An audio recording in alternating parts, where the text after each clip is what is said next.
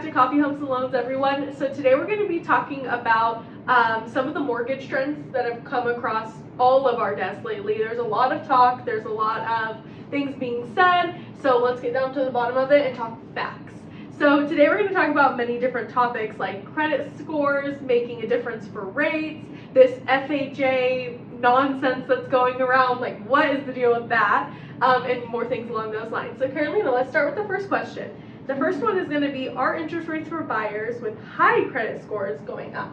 Yeah, that was like such a crazy news that we received. So as of May 1st, the federal government has decided that anybody that has a 680 or more credit score is going to get a hit on their interest rate, meaning they're going to be higher when they buy a house to offset affordable housing.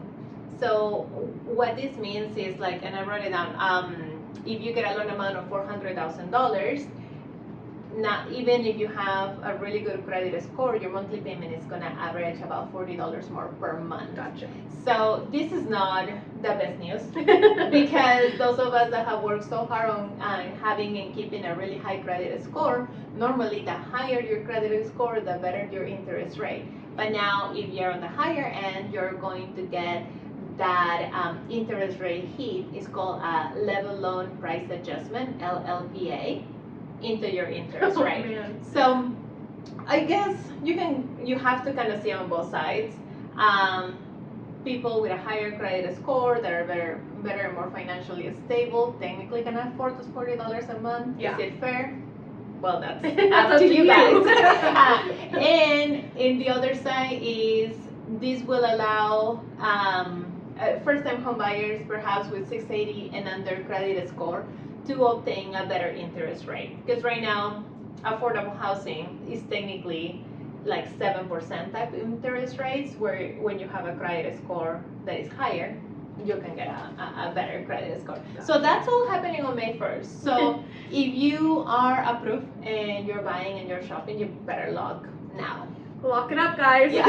Well, thank you for explaining that. So our second question will be the 40-year FHA thing that's been going on. So what's the deal with that? Yeah, that one was so funny because when it got announced on the news, everybody's like, oh man, so many more clients are going to be able to qualify for their home because they can extend the monthly payment over 40 years instead of 30.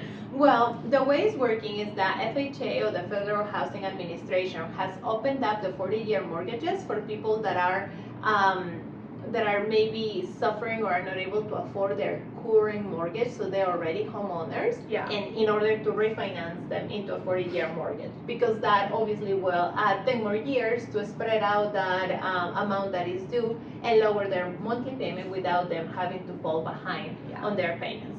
So if you're looking to buy a home, you don't have the 40-year option. And as of right now, Just to clarify, yeah, you can don't. only get it if you already own a home and you're going to refinance that And home. you're struggling with your payments. Exactly. There's a lot of things with that, but as a new home buyer, as a person buying a home, that is not an option. Yeah, and it kind of it's really nice for those that Yes. that are not able to make their monthly payments, Yeah. because they can spread it out, and then the monthly payment is most likely going to be cheaper than rent. They don't jeopardize their credit. They can keep their equity. They can keep their home, and because a lot of changes happen during COVID. Which will definitely help stop foreclosures too, which is super nice and Yeah. less stressful for and it everyone. allows them to recover next time Yeah. when they want to sell and buy a new home. So it's positive news. Yeah, it's healthy. Yeah. It's a healthy thing. Yeah, not like the other one. Yeah. Let's move on.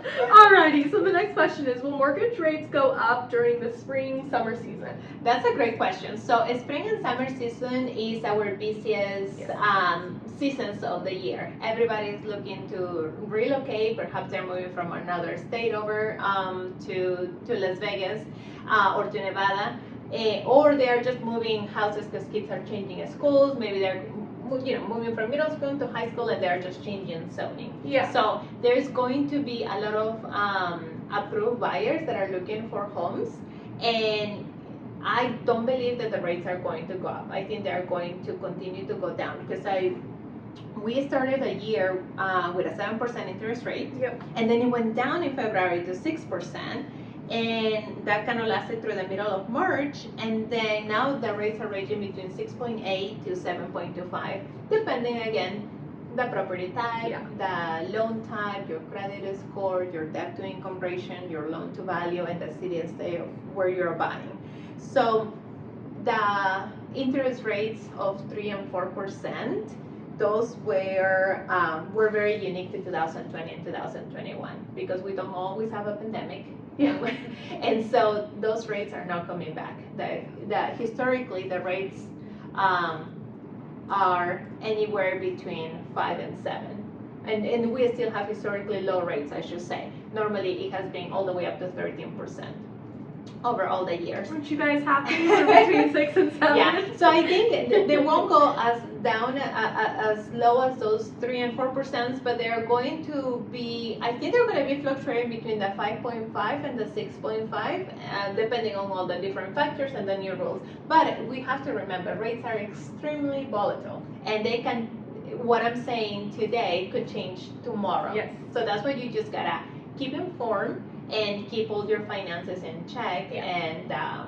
And just bottom line, can you afford the monthly payment? Yeah, that is Yeah. it. All right, so what should buyers expect now through November?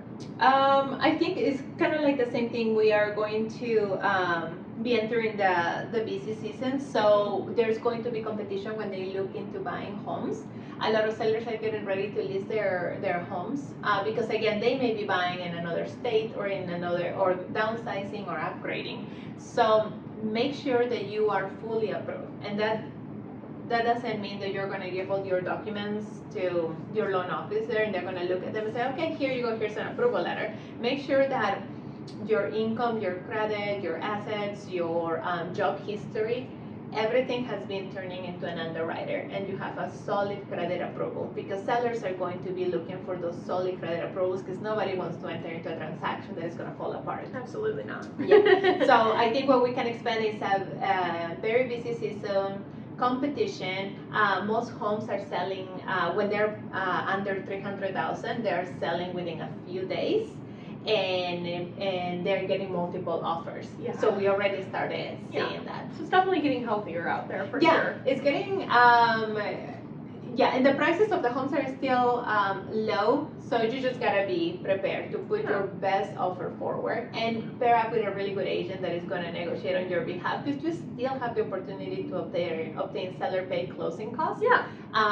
So just make sure that you're fully pre-approved and you have a strong realtor, somebody that is not scared They're gonna fight for asking you. for things. Yeah. Yeah, basically that's because you need somebody that is going to negotiate, that is going to try to get you the best deal on the home, that is going to be fair to the Yeah. seller and the buyer, and that is with you all along the transaction, not that it's just going to throw an offer and see what happens. Yeah, absolutely. Mhm. All right. So, what do you recommend for potential buyers? What should they start doing? I know you mentioned a little bit about, finding a good realtor who's going to fight for you, Mhm. and also making sure that you know what you're approved for and you know what you can offer, so you can put your best foot forward. But what else? I would just say make sure that you keep your same employment, or keep your loan officer up to date on your employment. Make sure that there are no changes on that. Make sure to keep paying everything on time. Yeah, because sometimes we hear from clients, I have to save this much money for my mortgage reserves or for my down payment, so I'm not going to pay my bills. That's a no. Yeah. That will stop you from getting into your home. Yeah, so what you want to do is make sure you're making all your monthly payments for any debts that you currently have on time.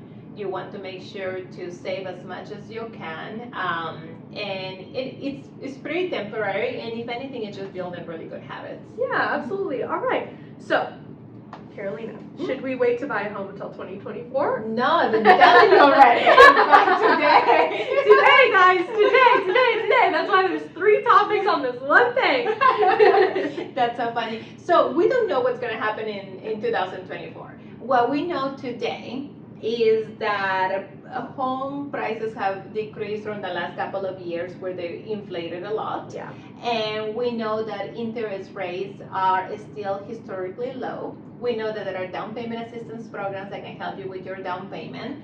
And also being realistic. Perhaps you want to buy, or I know, like, I would want to have like a very specific property. I want to have like 1 acre with a pool and RV parking, and I want it to be all remodeled inside, open concept, but I don't want to pay too much, right? So in that scenario, you gotta, if this is the first home that you're buying, maybe just compromise in different things in order to have a stepping stone, because that home is real estate is one of the most secure assets that you're going to invest on. So that home is going to build you equity over the years. So by doing that, you're starting to set up a savings account while you have a place to live, while you build up your credit, and while you get familiar what it's like to be a homeowner. So if you're not planning on relocating or making major changes that like if you're a college student and you're only going to be in Vegas for 2 years, then maybe you shouldn't buy Yeah. it, right? But if you're established here already, or whatever you are, just look into buying that house and know that it's not realistically going to be your house for the next 80 years. Well, that may be too long, but depending on how old you are, for the next 30 years, know that it's just part of the process. You can live in it for a year, rent it out, and then go buy a new house. You can live in it for a year and sell it and grab the equity and go buy a new house.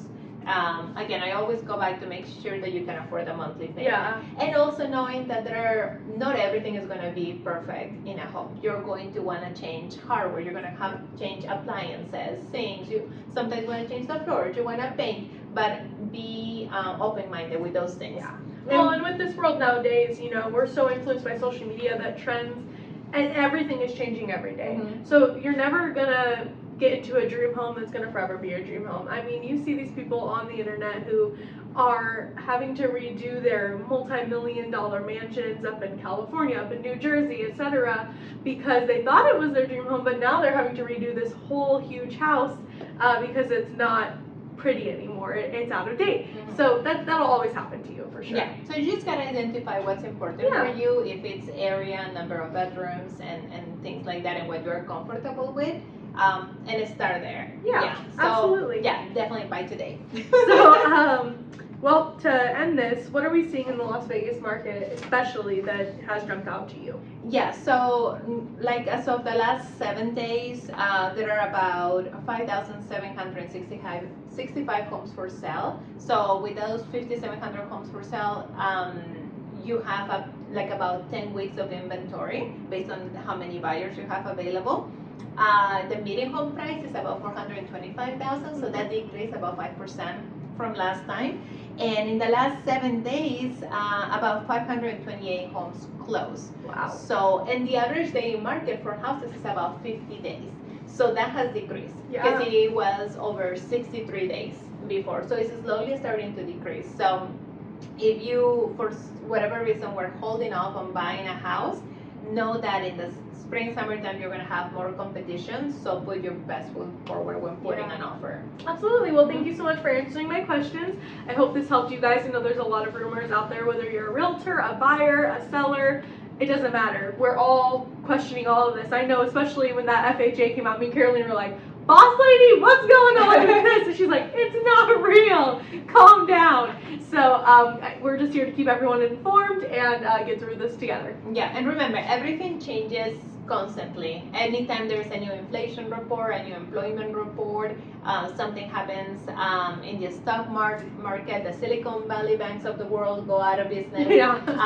It just all changes in mortgage-backed securities. So just be informed, ask the questions, and you'll be able to make the best decision. Absolutely. Thank you guys for joining us. Bye.